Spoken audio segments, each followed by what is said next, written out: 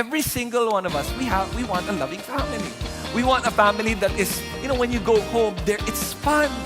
You're happy. You're not lonely. You're enjoying the company of your siblings, of your parents. We want a strong family. And the good thing is, God also wants us to have a strong family. So how do we accomplish this?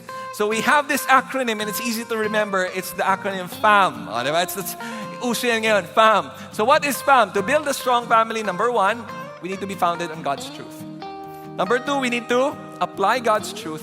And the third one, we need to make God's truth known. So let's look at the first one.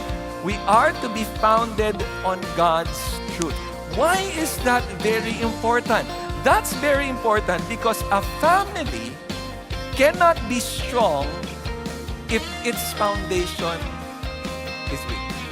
A family cannot be strong if the foundation is weak. And we know that.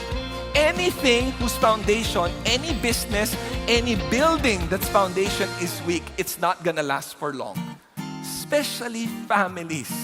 And a lot of times today, some families have the wrong foundation.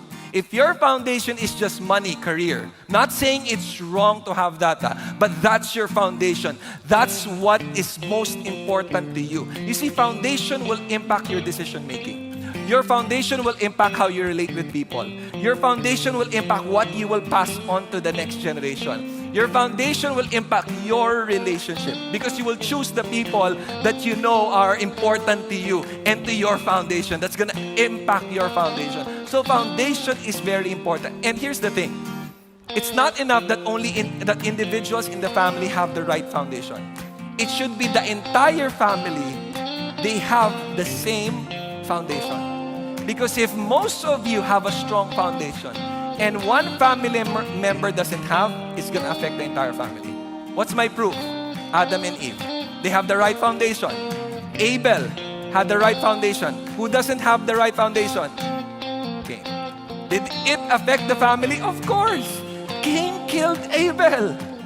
Imagine that. I'm not saying that's going to happen to your family, but you know that if most of you have the right foundation, and even just one doesn't have, it's going to affect the entire family. So the foundation of the family should be solid. So what should be our foundation? Ito na, Deuteronomy chapter 6. Let's look at Deuteronomy chapter 6. Here is the foundation that each family should have. Let's read this together. Hear, O Israel, the Lord, that's our foundation, is our God. He's our master. He's our king. And what should we do with the Lord? If the Lord is our foundation, let's read verse 5. You shall love the Lord your God with all.